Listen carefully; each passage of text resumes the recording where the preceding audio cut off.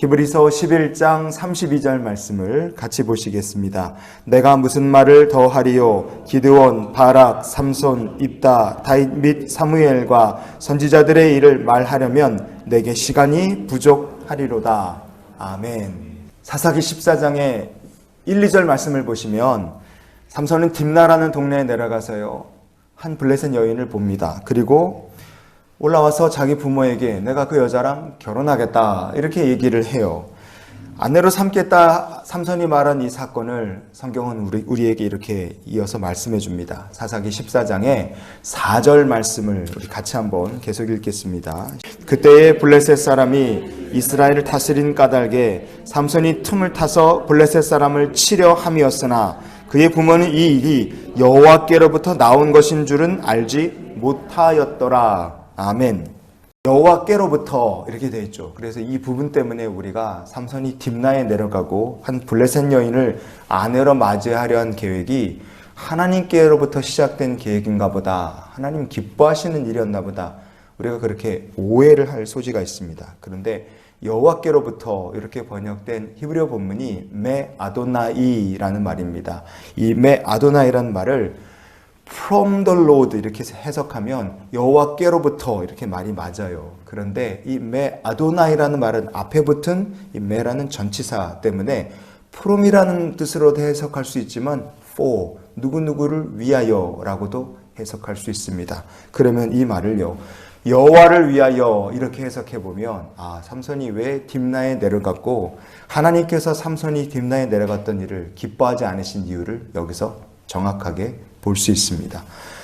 우리는 삼손이 딥나에 내려가고 한 블레셋 여인을 자기 부인으로 삼겠다고 고집을 피운 이유를 이 말씀을 다시 보면 이해할 수 있습니다.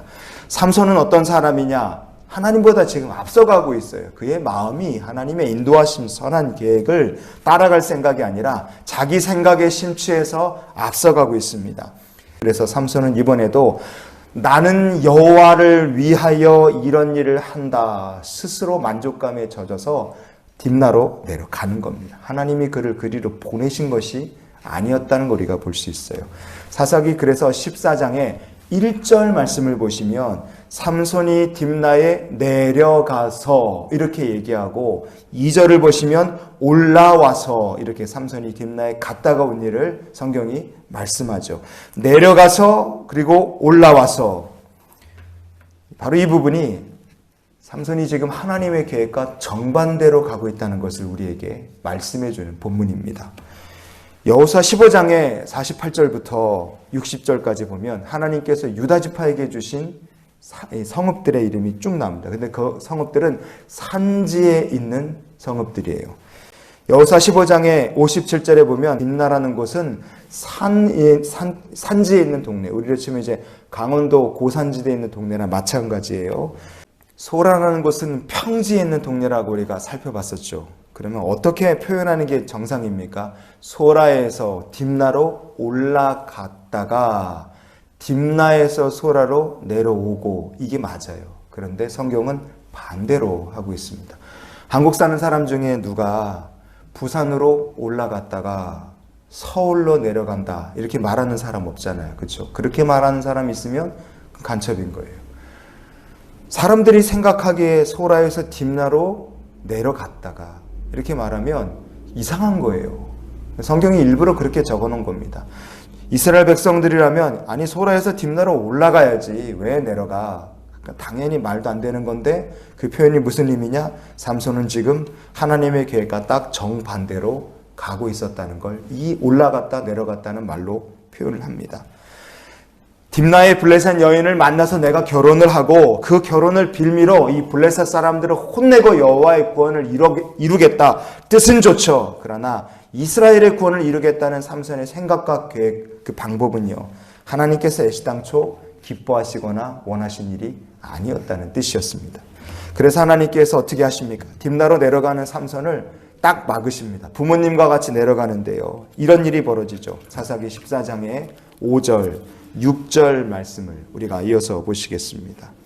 삼손이 그의 부모와 함께 딥나에 내려가 딥나의 포도원에 이른즉 젊은 사자가 그를 보고 소리 지르는지라. 여호와의 영이 삼손에게 강하게 임하니 그가 손에 아무것도 없이 그 사자를 염소 새끼를 찢는 것 같이 찢었으나 그는 자기가 행한 일을 부모에게 알리지 아니하였더라.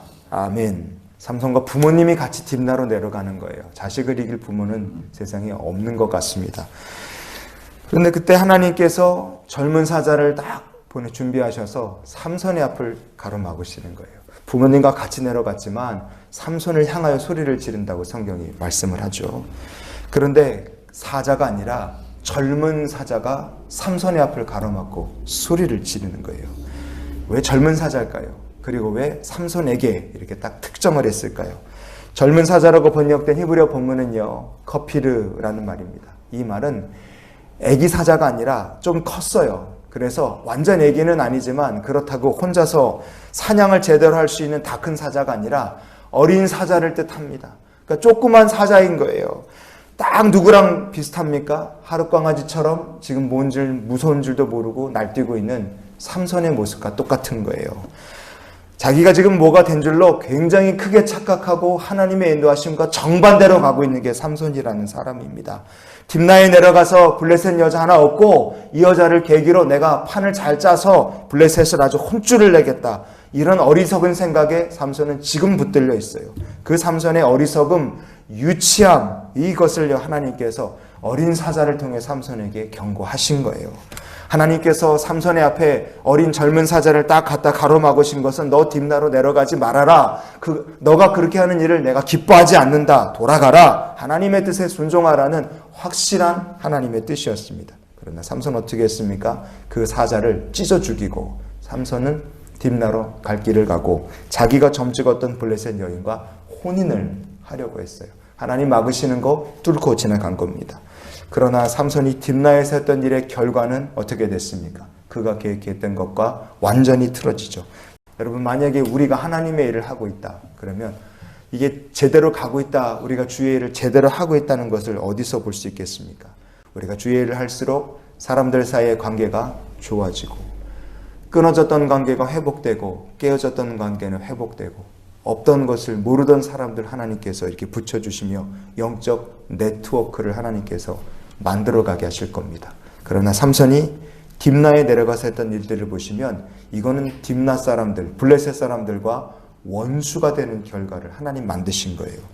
여호와의 영이 갑자기 삼손에게 임했다. 하나님이 기뻐하셔서 삼손이 딥나에 가고 수수께끼 내고 문제를 일으켜서 싸움할 구실을 만드는 이 모든 과정 속에 하나님께서 삼손이 하신 일을 과연 기뻐하셨을까? 아니에요. 삼손은요, 여호와의 영이 임했지만 블레셋 사람들을 쳐 죽이고 빼앗은 금품으로 수수께끼를 마치면 주겠다던 상금을 준 겁니다. 그리고 그가 한 일들은요, 블레셋과 원수가 됐고 그가 부인 삼겠다고 말했던 여인은 자기 친구의 아내가 됐다, 이렇게 말을 합니다. 여러분, 이게 영적으로 어떤 의미겠습니까? 하나님께서 삼손이라는 사람이 다시는 블레셋 사람들하고 뭔가를 할 수가 없을 만큼 관계를 완전히 악화시켜서 하나님께서 끊어버리신 겁니다. 죄인의 길, 오만한 자의 자리에 아예 가지도 못하고 앉지도 못하게 하나님이 막아버리신 거예요.